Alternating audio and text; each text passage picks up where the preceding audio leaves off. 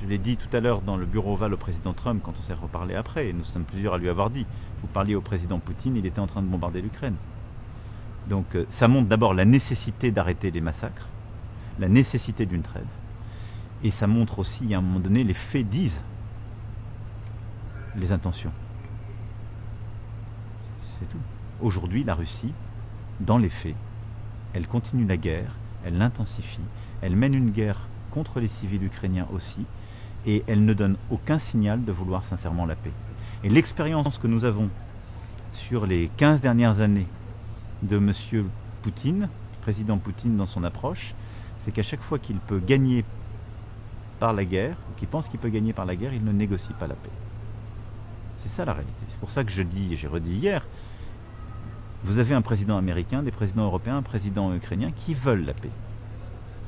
J'ai pour ma part les plus grands doutes quant à la réalité d'une volonté de paix de la part du président russe. Parce que aussi longtemps qu'il pense qu'il peut gagner par la guerre, il le fera. Et que son objectif final, c'est de prendre le maximum de territoire, c'est d'affaiblir l'Ukraine et d'avoir une Ukraine qui n'est ou pas viable seule ou dans le giron russe. C'est à peu près évident pour tout le monde.